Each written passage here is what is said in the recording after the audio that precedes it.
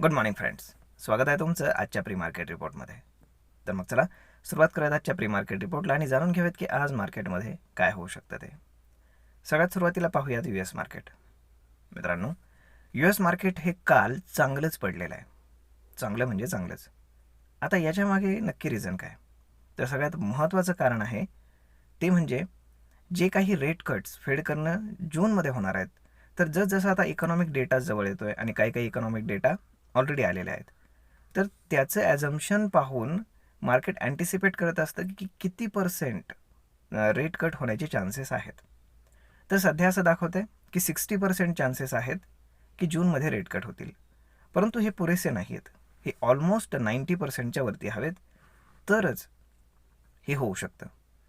परंतु नेहमी असंच होत असतं, म्हणजे नेहमी इन द सेन्स बऱ्याचदा असं होतं की जेव्हा मार्केट डाऊन असतं तेव्हा USचे फेड चेअरमन जे आहेत तर ते रेट कट करतात, कारण मार्केटला स्टेबल करण्यासाठी. आणि जेव्हा एकदम मार्केट अँटिसिपेट करत असतं की आता रेट कट होतीलच, अशा वेळेस ती काहीतरी वेगळंच स्टेटमेंट करून मार्केटला थोडं खाली आणण्याचा प्रयत्न करतात. मे बी असं काहीतरी होऊ शकतं. परंतु काही इकॉनॉमिक डेटा येत आहेत, त्याच्यावरनं हेच अँटिसिपेट केलं जातं की इकॉनॉमिक डेटा म्हणावे एवढे चांगले येत नाही आहेत आणि त्याच्यामुळेच हे सगळं घडते. आता काल US मार्केट पडण्याचं अजून एक कारण म्हणजे टेस्लाचे आलेले ऑटो सेल्स रिपोर्ट. टेस्लाचे जे रिपोर्ट्स आहेत तर ते एक्सपेक्टेशनपेक्षा फार कमी आलेत, परंतु तसे यायला नको होते. याच्यामागचं कारण असं आहे, त्याच्यामागचं रिझन आहे तर क्रूड ऑइल. कारण क्रूड ऑइलचे रेट्स वाढलेले आहेत, चांगल्यापैकी वाढलेत. मग होतं काय की जेव्हा पेट्रोल आणि डिझेलच्या कारचा सेल कमी होतो due to crude oil increase, तर तेव्हा इलेक्ट्रिक व्हेकलचा सेल वाढतो, कारण ते अपोजिट डिरेक्शनमध्ये काम करतात. पण इथे वेगळंच पाहायला भेटते, ते म्हणजे EVचे सेल्स पण कमी झालेत आणि पेट्रोल आणि डिझेलचेही सेल्स इम्पॅक्ट होण्याची शक्यता मोठ्या प्रमाणावर आहे. पाहूयात काय होतं ते. परंतु जोपर्यंत क्रूड ऑइल वाढतंय तोपर्यंत ऑटो स्टॉक्स हे चांगलं परफॉर्म करू शकणार नाहीत, हे लक्षात ठेवा. तर अजून एक बॅड न्यूज आहे, ती म्हणजेच काल तैवानमध्ये अर्थक्वेक आला आहे, भूकंप झाला आहे आणि चांगला मोठा भूकंप आहे. आणि त्याच्यामुळे असं सांगण्यात आलेलं आहे की जपान आणि हाँगकाँग या सगळ्या ठिकाणी सुनामी येऊ शकते, एवढा मोठा तो अर्थक्वेक आहे. मग पाहूयात की आता पुढे नक्की काय होतं ते. त्यामुळे ग्लोबल क्यूज जे आहेत तर ते आज खूप बॅड आहेत. कुठलाही ग्लोबल क्यूज चांगला नाही आहे. आता इंडियन मार्केटकडे येऊ. इंडियन मार्केटमधले क्यूज आता चांगले आहेत. म्हणजे जेव्हा ग्लोबल मार्केट चांगलं होतं तेव्हा आपल्याकडे खराब रिपोर्ट्स येत होते. आता आपल्याकडे जे आहेत चांगले रिपोर्ट्स आहेत, तर ग्लोबल मार्केट खराब आहे. त्यामुळे आज काय होतं ते पाहणं जास्त इंटरेस्टिंग आहे. त्याच्यामागचं कारण असं आहे की आपल्याकडे जो काही GSTचं कलेक्शन आलेलं आहे, त्यानंतर मॅन्युफॅक्चरिंग डेटा वगैरे आलेला आहे, तर हा एक्सपेक्टेशनपेक्षा चांगला आला आहे. त्यामुळे मार्केट चांगलं करू शकतं. परंतु ग्लोबल क्यूज जे आहेत तर ते पूर्णपणे निगेटिव्ह आहेत, बॅड आहेत. म्हणजे हे सगळं अपोजिट कोरिलेशन सध्या तयार झाले.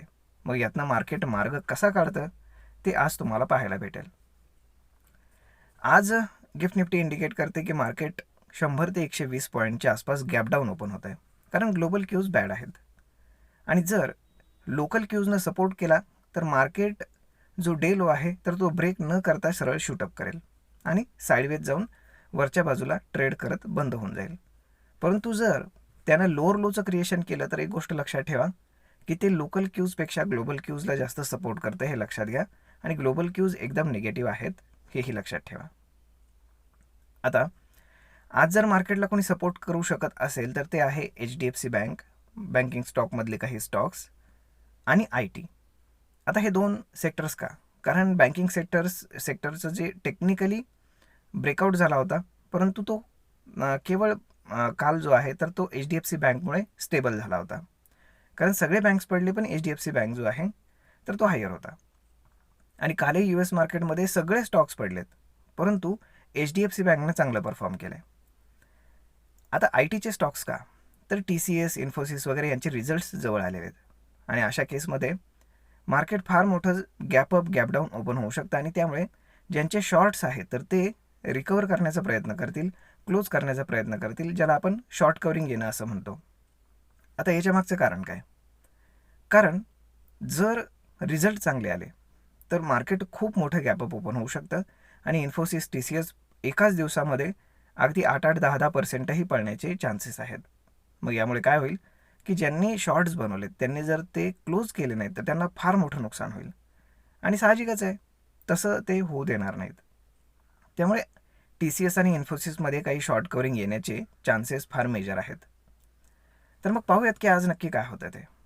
आय होप मार्केटला कुठेतरी सपोर्ट मिळावा आणि मग ते स्टेबल होऊन काम करावं असं मलाही वाटतं.